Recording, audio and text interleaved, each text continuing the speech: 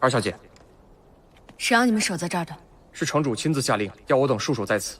城主还说，若二小姐执意要出门，我等可不惜一切代价将你拦下。城主只是说不让我出城，没有说不让我出这个门。你们这么防备，难不成是纳兰月回城了？这个，二小姐，二小姐，发生了什么事？他们守在这儿，不让我出门。无关人等，速速退去！我乃二小姐的近身弟子，自当尽忠职守，护二小姐周全无恙。请问，还请二小姐回房，好生歇息。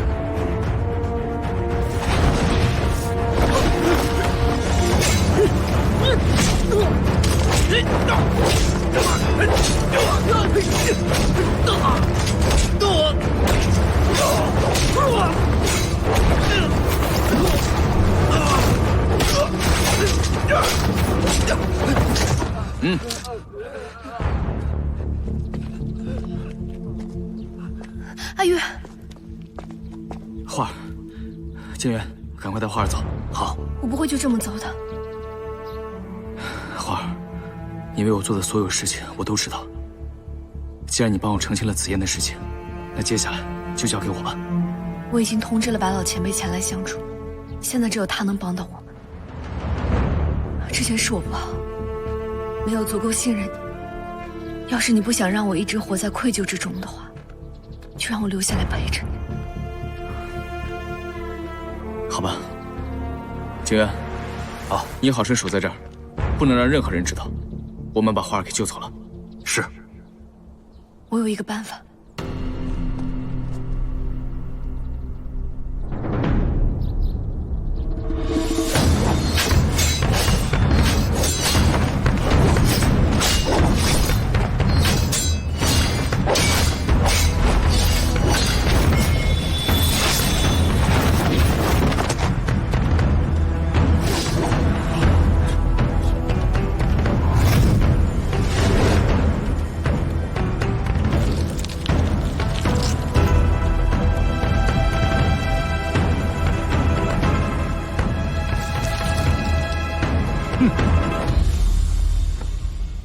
你现在可愿看一看纳兰月给你的帖子了吗？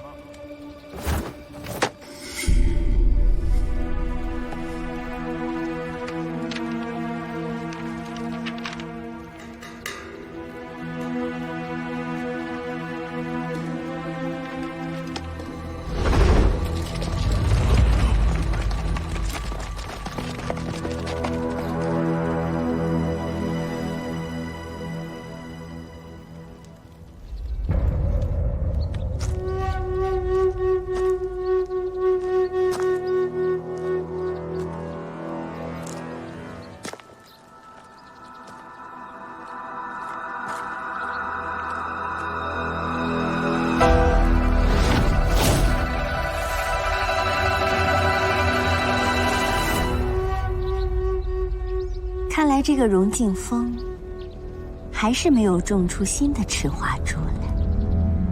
如此一来，他们龙吟城如何再度号令江湖？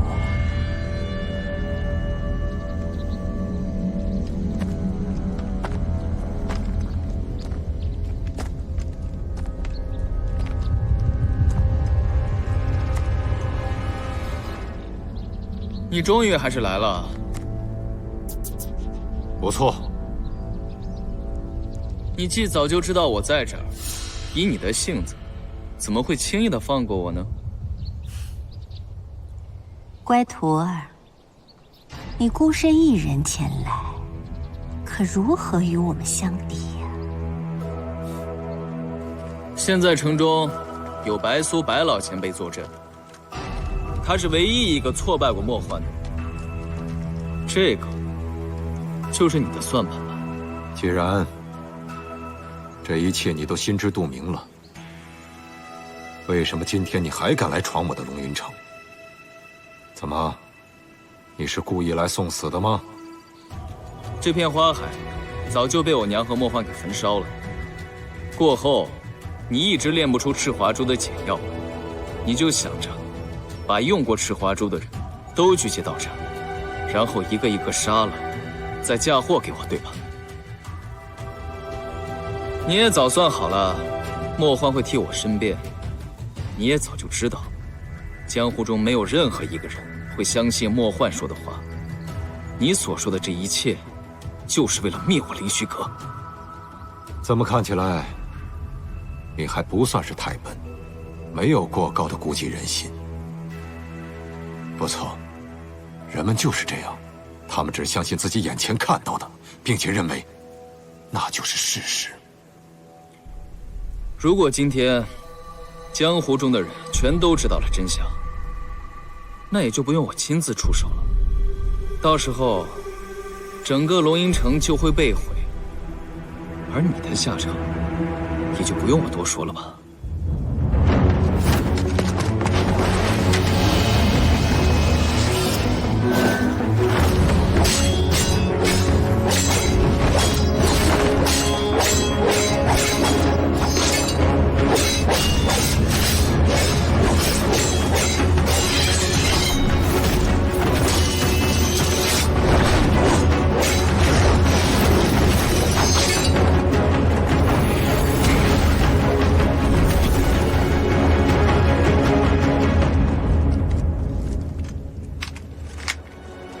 白老前辈，您来的刚好，请助荣某一臂之力，咱们今天合力除掉莫幻这个魔头，以及他的走狗。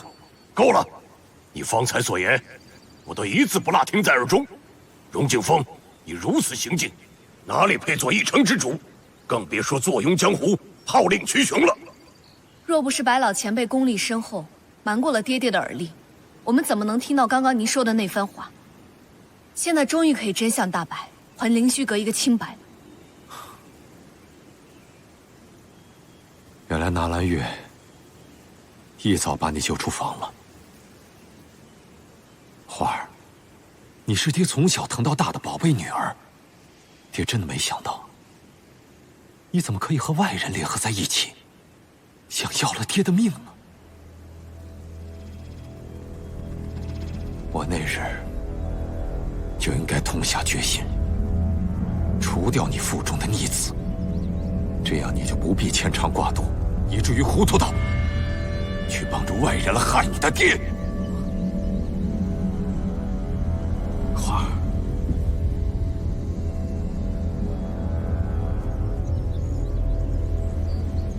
爹，要是您愿意跟各大门派说明真相的话，我们可以留您一条生路。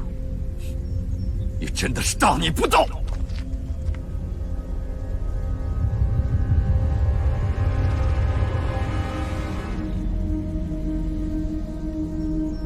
好，你可以不在乎你爹的生死，但爹不能不管你的小命。过来，过来！爹实话告诉你，爹已经把唯一的出路给堵上了，这里埋的全是毒烟，爹是不会放他们活着出去的。到爹身边来。好，你如此的冥顽不化，那我荣景峰只好就当从来没有生过你这个女儿。你们以为今天还能活着离开这儿吗？我难道会让你们出去败坏我荣景峰的名声吗？不，我今天宁愿同归于尽，也要把你们留在这里，受死吧！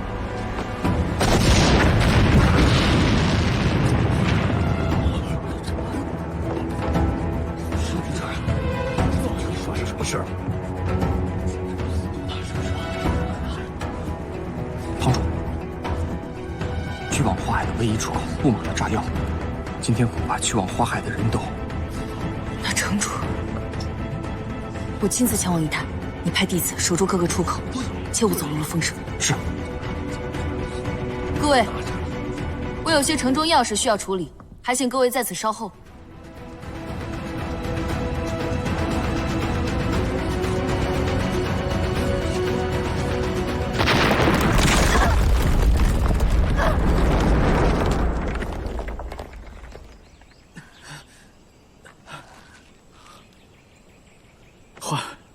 你没事吧？没事。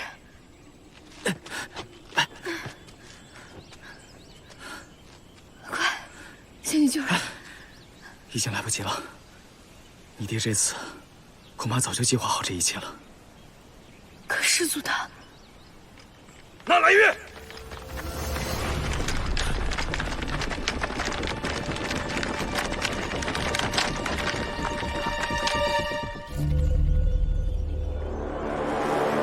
纳兰月，果然是你！昔日你在龙吟城诛杀我各大门派掌门，如今胆敢在这里设伏，你这个杀人魔头！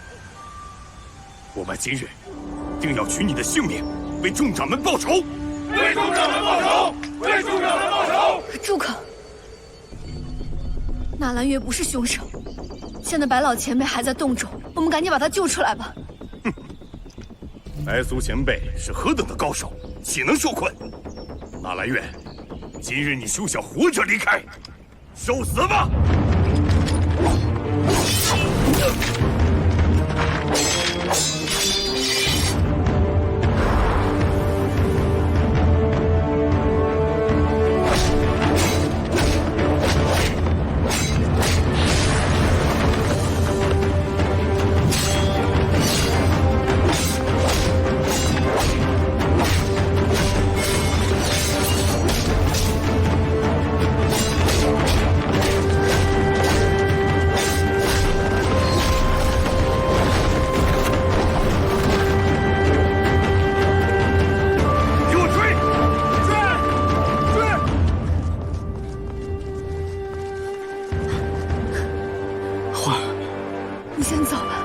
只要你走了的话，我会有机会脱身。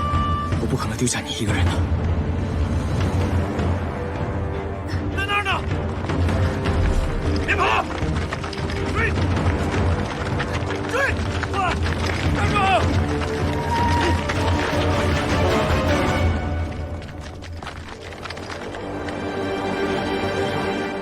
打直点。启禀堂主。城主应该还在其中，只是现在洞口已被封住，一时无法入内。堂主，你先冷静一下，眼下情况未明，搜寻还需要一段时间。况且，我要是城主自己安放，他对这儿的地形十分熟悉，按理说应该不会有事。城主还在里面，方才爆炸之声连连，我根本不知道他的情况，你让我如何冷静？还愣着干什么？救人啊！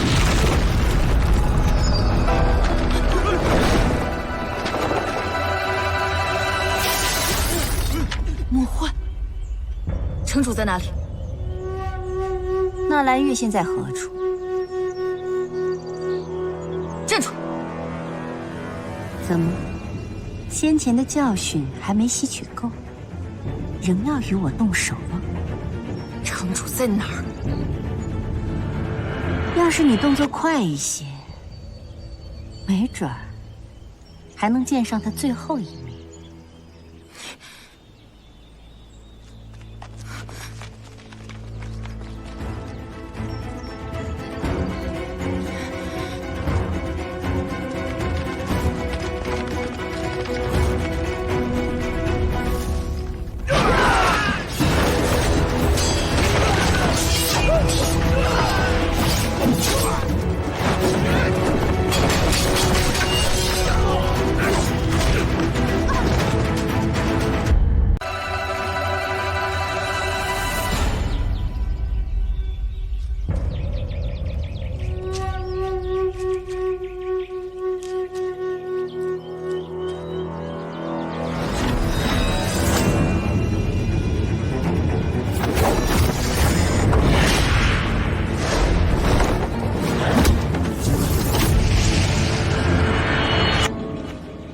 是你，你故意放出消息，将我们引至此处，却未带一兵一卒，你究竟有什么用意？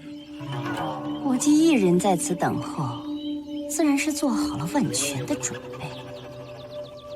先前竟冤闯入我灵教阵地，这笔账至今都没有算清楚。若不是林若寒护他，他怎么可能会活到今天？你倒好啊，听到此消息，竟然带着这么多人来。看来你对我灵教依旧怀恨在心。少废话！景渊现在何处？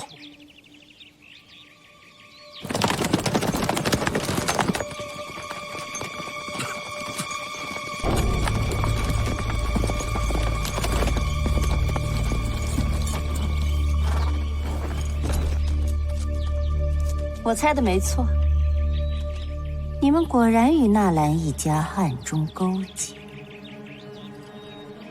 那你是否已告知他们，你们现在正处于灵教之中？你不用再次挑拨离间，此事我们早已知情。灵虚阁被灭，他们不得不屈服于你。你放出消息，不就是要引我们现身吗？昔日灵教血洗我纳兰一家，这么多年的恩怨，就算是我们愿意息事宁人，恐怕你也不会善罢甘休吧？宁曾刻意将族人引出，我虽不知你是何用意，但只要阿月在一日，他便不会允许你动族人分毫。云虚有一句话说的一点没错，纳兰一家与灵教多年的恩怨是该了结。莫欢，你无故与我纳兰家为敌，究竟为何？这么多年，我们从未停止过追查过往之事，也查到了些许。只是，你的身份究竟为何？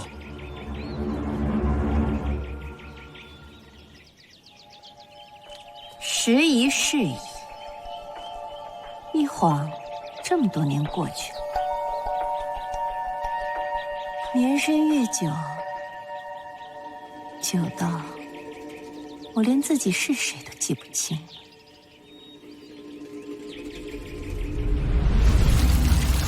唐门二长老在水中下毒的事情，你早就知道，但你却眼睁睁的、不动声色的看着我把他炼成玄冰了。难道你就没有动过一丝念头，将我也炼成你的兵，为纳兰家报仇雪恨，以后彻底高枕无忧，再无隐患？其实，你每一次来这儿，我都想过要推动毒种。我早就该猜到，你把我留在明教，肯定早有防备。你让我修炼玄冰符，却毫不畏惧。如果我猜的没错，即便我打你的主意，你也绝对不可能被我炼成玄冰，是吗？先前我潜心闭关修炼玄冰符，想着有朝一日可以天下无敌，可我还是失败了。当年我求成心切，没有使用3生3死的赤华珠护住心脉，结果饱受反噬之苦，又一招不慎走火入魔，阴差阳错地练成了另外一套功法，才会容颜不老。玄冰符乃纳兰家的至上武学，可惜我再也练不成。你既然属纳兰一家，又为何要对他们苦苦相逼，甚至赶尽杀绝？又为何要煞费苦心来抢夺赤华珠？你可知，这一切悲剧都是因你而起。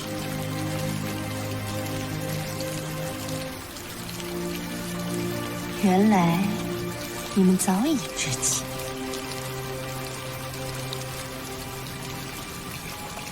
你们说的都对，这一切确实是因我而起。但我不过是想让纳兰家变得更加强大，为了活下去，只能修炼玄冰符来抵制赤华珠的反噬，然后凭一己之力创立了灵教。我本以为我这几个徒儿都是忠心之人，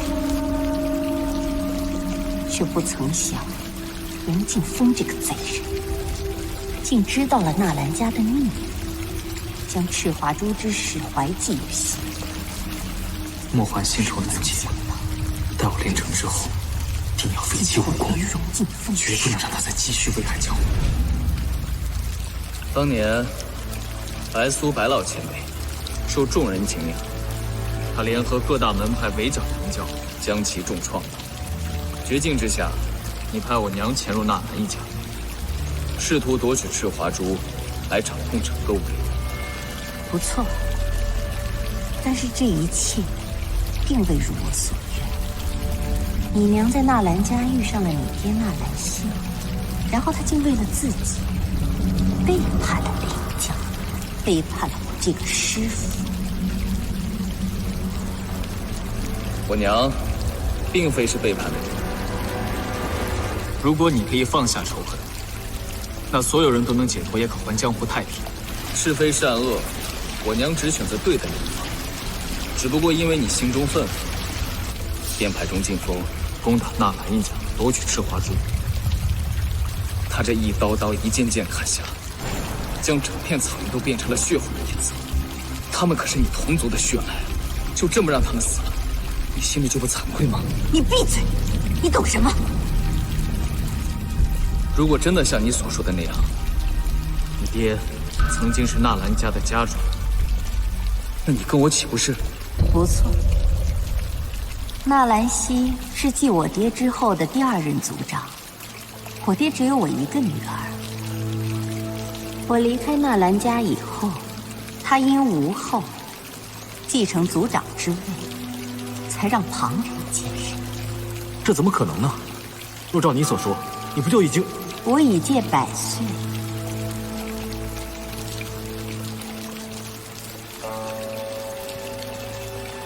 我救下你，逼你修炼玄冰符，不过是将自己未完成的心愿都寄托在你身上。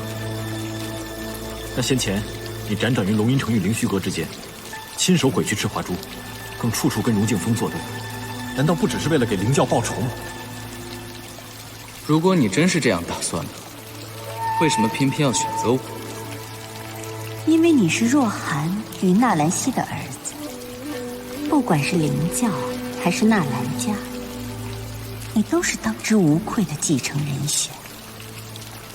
记住，赤华珠不可再次落入外人之手。我言尽于此，至于以后练功之事，你好自为之。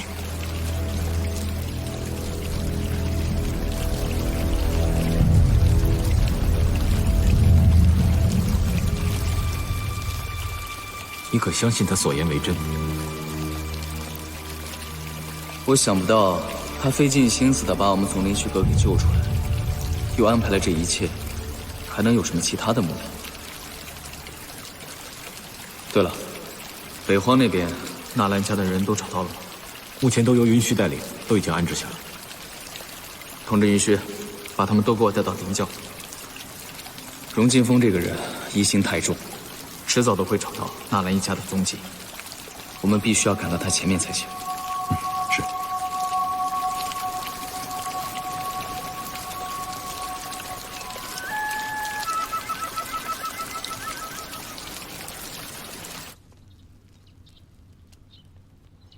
二小姐，你上次让我换了师傅房中的解药，今日再次查看，发现果然被人动过了。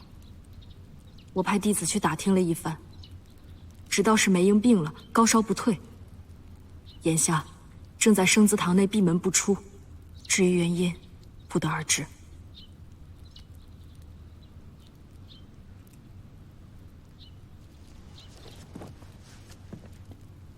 这就奇怪了，这没伤没病的，怎么会突然发高烧呢？看来这个节骨眼上，他应该不会让人去探望。就算感染什么风寒小病，生祠堂自行医治便可，为何要到我师父房中偷取解药？这梅英必有什么不可告人之处。对了，小小，师父的后事是你一手操办的，你可在他房中看到了簪子？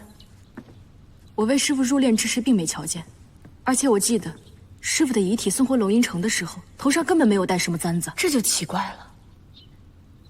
我去见小姨最后一面的时候，明明看到她戴着簪子，不知为何我再去找的时候就没有了。这个簪子和我娘的遗物是一对儿，小姨向来非常珍惜，怎么就不翼而飞了呢？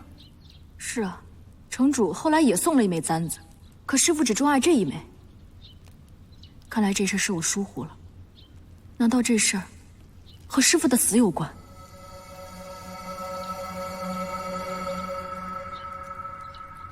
不管梅英为何偷取解药，我们要想办法让他出现，查明真相。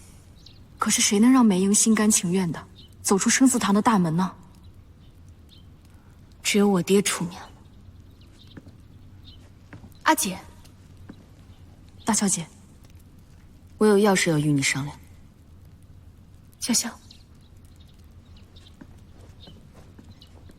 阿姐有何事？我得到消息，据说纳兰月已广下战书，要各大门派弟子汇聚于龙吟城，不日他将亲自归来，要他们为他们的掌门报仇。我没想到他这么沉不住气，想要马上报仇。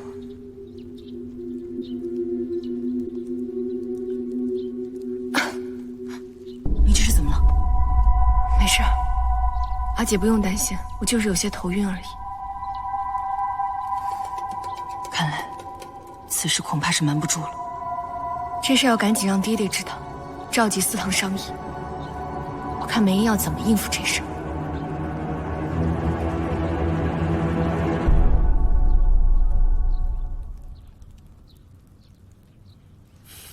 这梅英到底怎么回事？怎么还没来啊？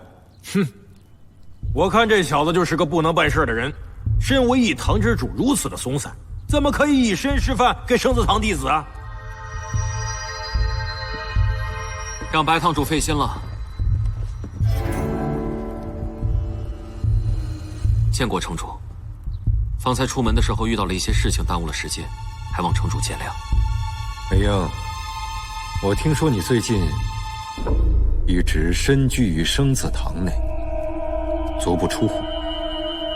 你不会又在谋划些什么吧？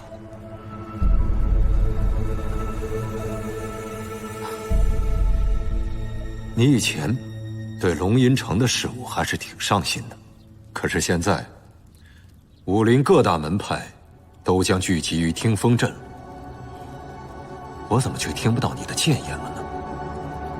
启禀城主，最近我确实在忙一些生子堂的事情，未能及时知悉此事。梅公子，我看你脸色不太好，不会是生病了吧？正好趁大家都在，要不让师傅替你把把脉，要有什么病还是尽早治好。龙吟城这个情形，谁生病都不行啊。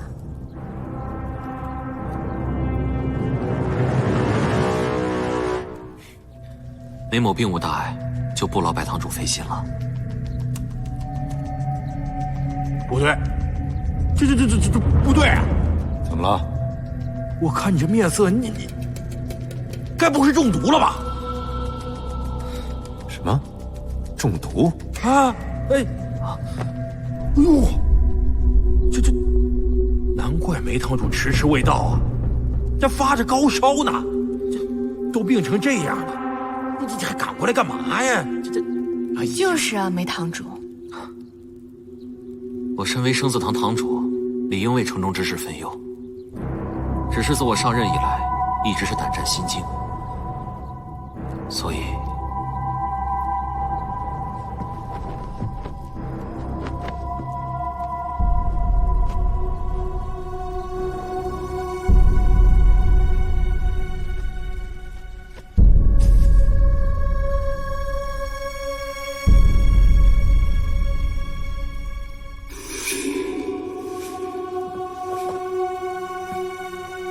梅英，你这是怎么回事？怎么会中毒了呢？这是病字堂所制的毒，梅堂主怎么会身中此毒呢？承蒙城主信任，让我护送紫烟堂主出城医治，但是属下却办事不力，害紫烟堂主丢了性命。虽然城主没有半分责罚，但是我心中万分的羞愧，一直想要弥补此事，所以我擅自做主，偷偷潜入紫烟堂主的房中，想要以身试毒来弥补此事。只可惜我高估了自己，现如今，二小姐归城，我自知这生死堂堂主的位子恐难保全，但是城主，我一心都是为了龙吟城啊，还望城主明鉴。梅英，你应该很清楚，我荣敬峰的龙吟城里，容不下半个有二心之人。你刚才所说的话，可都是实话？城主，梅英诚心可见，此言堂主是为了龙吟城炼毒而死。从今往后，我梅英愿以身试毒。病死堂有任何的需要，我赴汤蹈火，在所不辞。哦，如果城主还不相信的话，我愿以血起誓。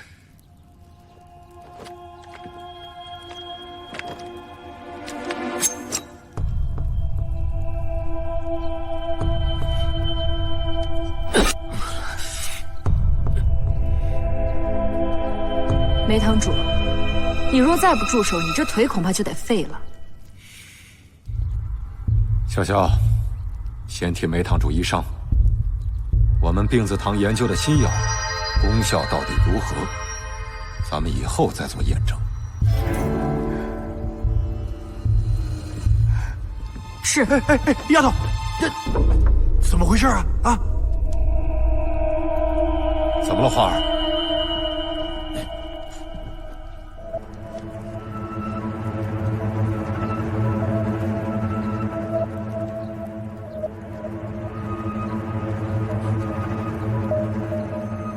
小白，花儿怎么了？啊，说呀，花儿这是中毒之症啊！啊！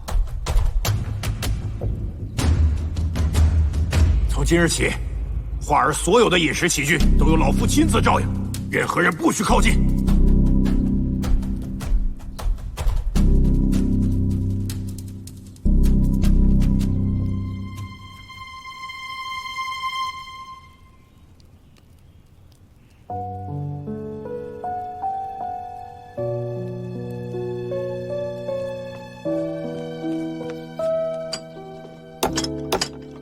丫头，在吗？师傅来看看你。师傅，进来吧。哎呦呦呦呦呦！哎呦，别走了啊！坐下，快！丫头，你感觉怎么样？没什么不舒服的地方吧？没事，让师傅担心了。这龙吟城里你是待不下去了。就你这情形，再往后，别人都得怀疑，早晚得露馅儿。我想办法，尽快送你出城啊！师傅，刚刚多谢您陪我演了一出戏，要是梅英知道了，又会借题发挥，转移视线。哎，我说丫头，你对梅英究竟在做什么啊？她要是没做亏心事，怎么会担心我会抓住他的把柄？他这一次啊，是聪明反被聪明误。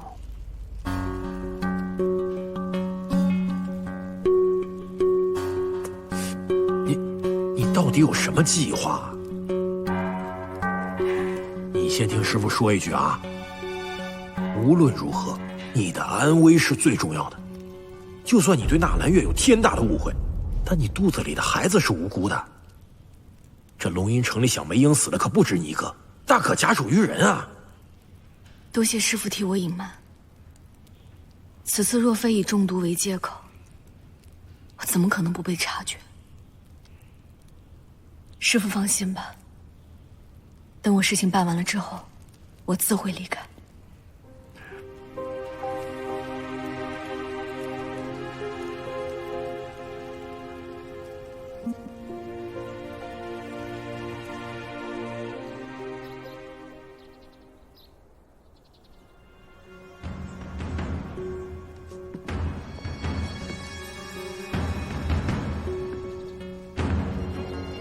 四堂之人皆已到齐，融化中毒一事，绝不可小觑。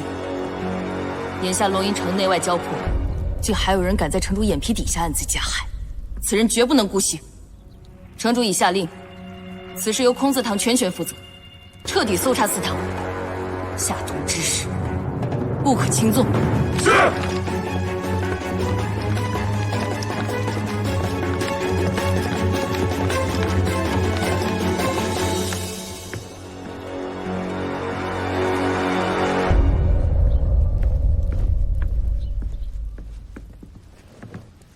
二小姐，你没事吧？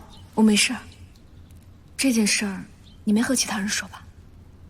梅英这个奸诈小人，竟以舐毒为说辞，企图蒙混过关。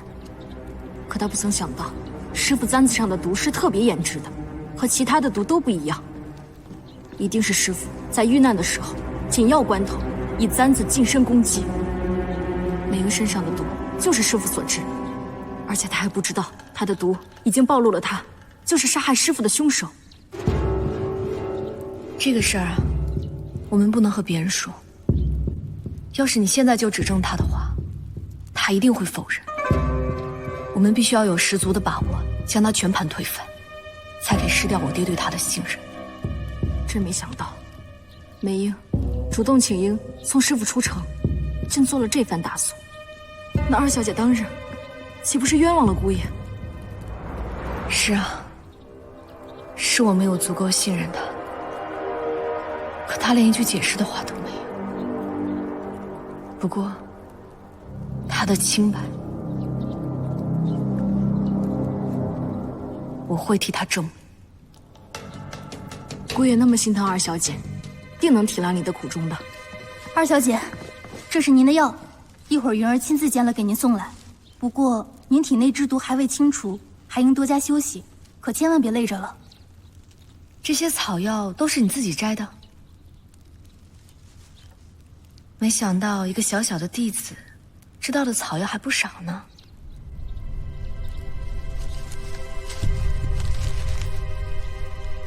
二小姐，云儿说的对，你身体尚未痊愈，应该多回去休息休息才是。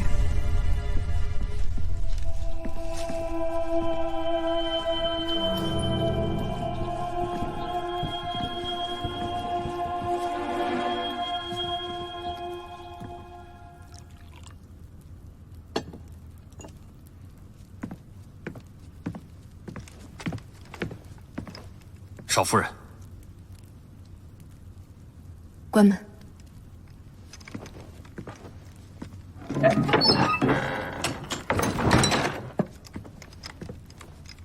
事情办得怎么样了？此事少夫人还是小心为上，切莫打草惊蛇，连累了自己。我心里有分寸。对了，你去提醒一下病字堂那位，现在是关键时刻，千万不要把消息传出去，不能出任何问题。是。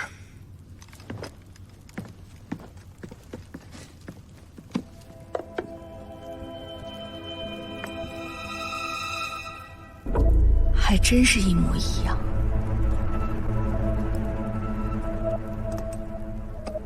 梅英，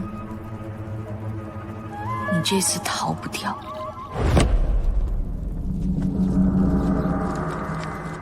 东西拿出来。我不知道你在说什么。在我面前就不要伪装了，把你要传递出去的消息拿出来。此事你不能让纳兰月知道。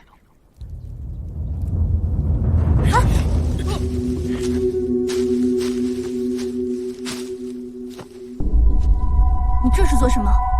你我各为其主，各司其职，各尽其责，你凭什么干涉我？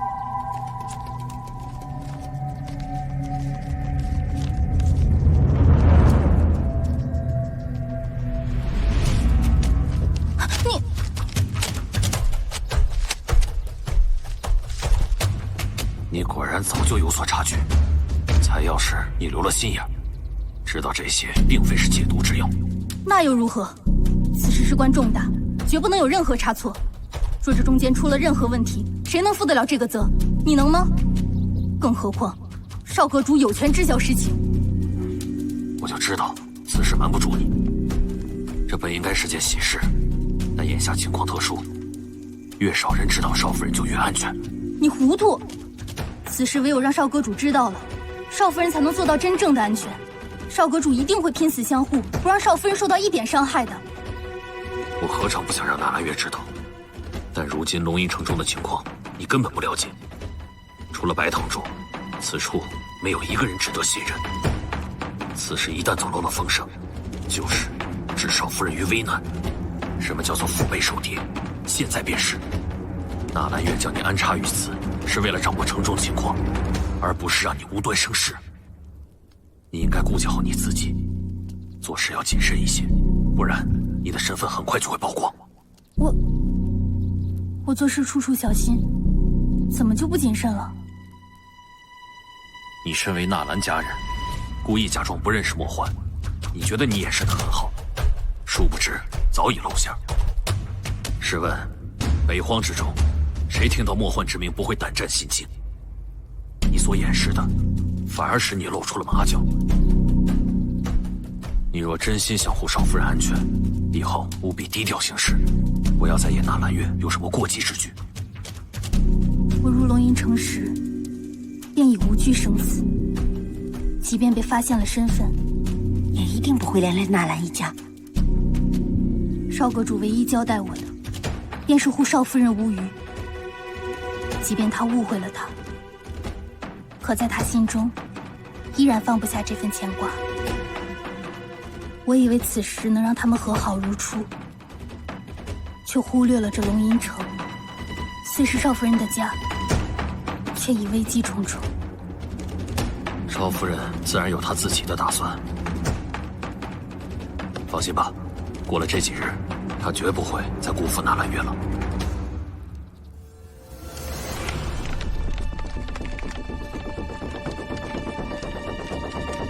堂主，这是在梅营房中搜到的紫妍堂主昔日所戴发簪。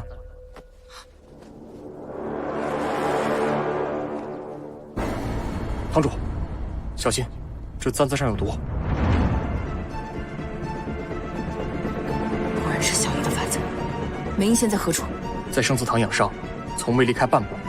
我已派了人在门外守着，全由堂主发落。立即保卫生祠堂，活捉梅英。今日定要为小医之死讨个说法。是。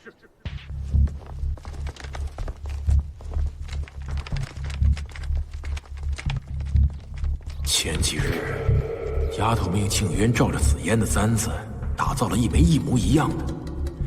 难道梅英房中的发簪是丫头故意栽赃？可她为什么要这么做？莫非紫嫣之死另有隐情？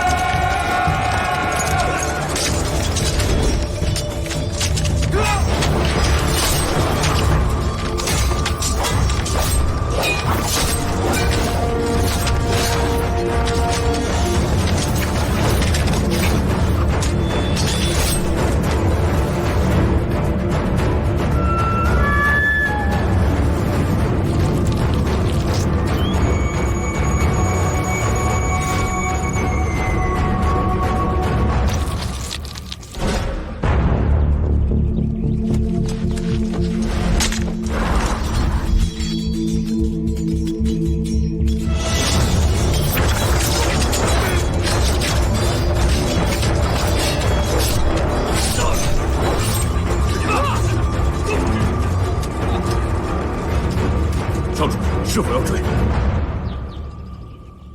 他们看到了我们的功力，一定会大肆宣扬。对我们来说是件好事。